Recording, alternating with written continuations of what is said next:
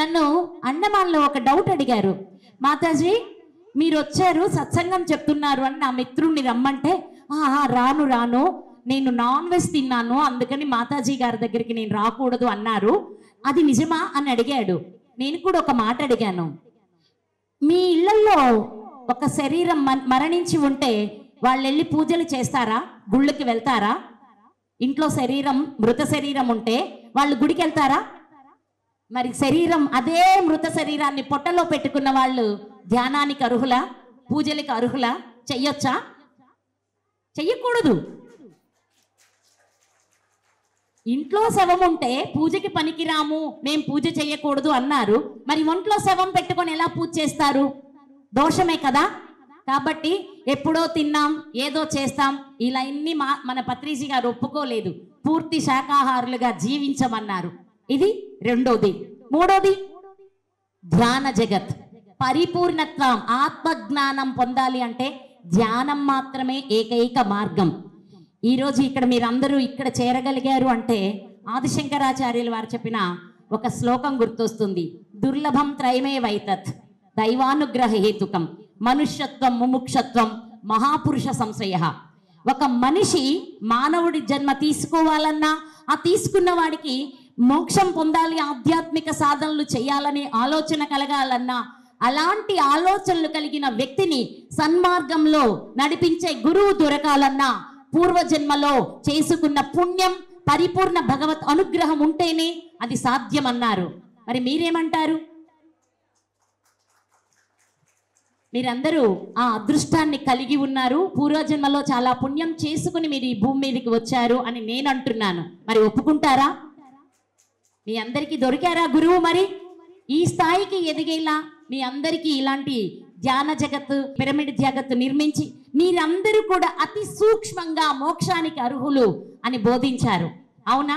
మరి అంతటి మహనీయుడు గురువుగా దొరికినప్పుడు మీరందరూ భగవత్ అనుగ్రహం పరిపూర్ణంగా కలిగి ఉన్నవారే అంట అవుతారు కదా.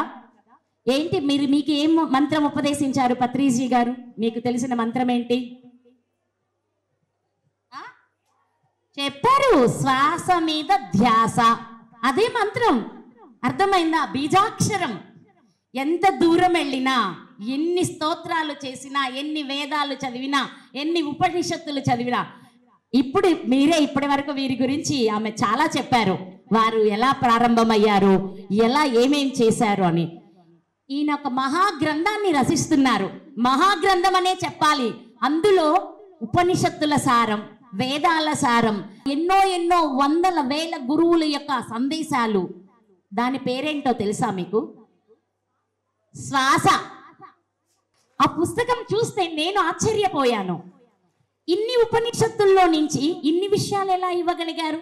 బ్రహ్మసూత్రాల గురించి మాట్లాడారు, అలాగే విజ్ఞాన భైరవ తంత్రాల గురించి మాట్లాడారు, ఎన్నో వేదాలు ఇలా చెప్పాయన్నారు, ఆయుర్వేదం ఇది చెప్పింది, యజుర్వేదం ఇది చెప్పింది, ఋగ్వేదం ఇది చెప్పింది అంటూ ఎన్నో వేదాల గురించి చెప్పారు. ఒక్క పుస్తకం ఇంతటి జ్ఞానాన్ని ఇవ్వగలదా అని నాకు నేనే ఆశ్చర్యపోయాను. ఇంకా నిజం ఒప్పుకోవాలి, పూర్తిగా చదవడానికి ఇంకా నా వల్ల కాలేదనే చెప్పాలి. ప్రతి పదం చదివి చదివి చదివి అర్థం చేసుకొని దాన్ని లోపల అరిగించుకుంటేనే నేను శాంతిస్తానన్న విషయం నాకు అర్థమైంది. పేజీలు తిరిగేసే పుస్తకం కాదది. దాన్ని ఇంకా ఇష్టంగా, ఇంకా శ్రద్ధగా, ఇంకా భక్తితో చదివే కొంది మొత్తం కలిపితే ఒక్కటే ఉంది, శ్వాస. పత్రిజీ గారు ఏం చెప్పారు మనకి? శ్వాసే మీ గురువు అన్నారు, శ్వాసే దైవం అన్నారు, చివరికి మీరే దేవుడు అన్నారు. అవునా?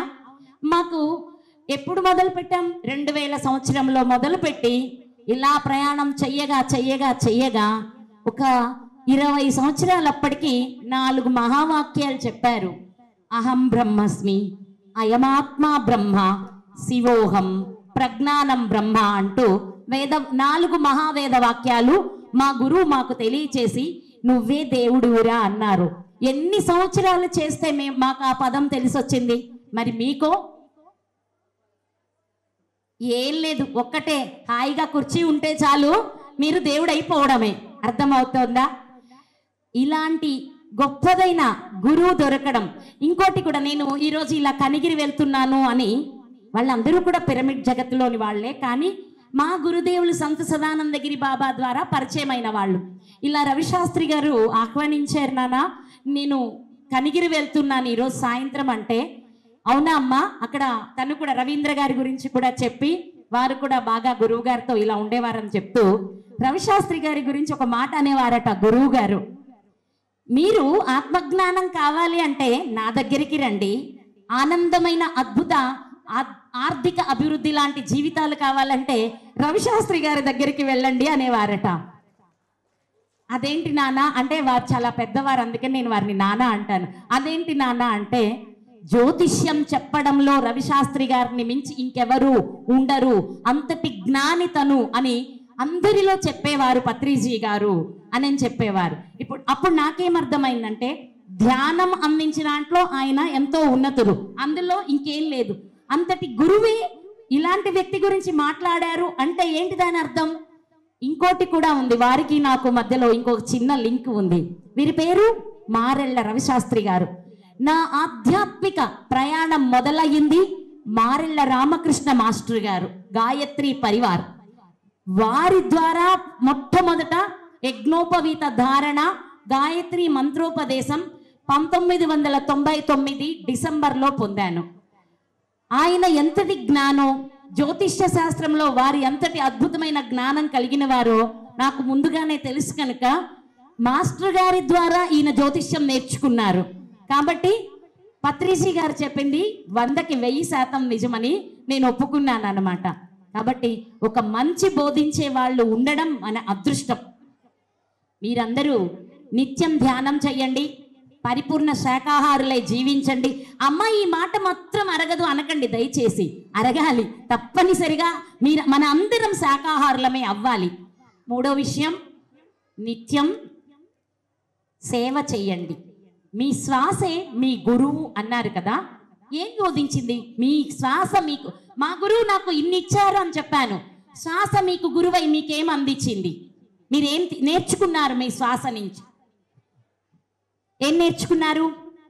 శ్వాస మీ గురువు అయినప్పుడు మీ గురువు మీకేం నేర్పించారు? ఒకసారి చిన్న ఎక్స్పెరిమెంట్ చేద్దామా? మీరే రెడీగా ఉండండి, రిసెప్టివ్గా కూర్చోండి. ధ్యానానికి ఎలా కూర్చుంటారో అలా కూర్చోండి. నేను చెప్పే వరకు నేను చెప్పిన పని మీరు కొనసాగించవలసిందే. ఒకసారి మీ శ్వాస అంతటిని పూర్తిగా వదిలేయండి. Close your eyes. నేను చెప్పే వరకు మీరు కళ్ళు కూడా తెరవద్దు.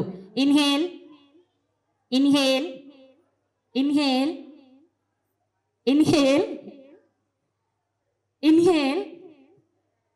Is it possible to you? No.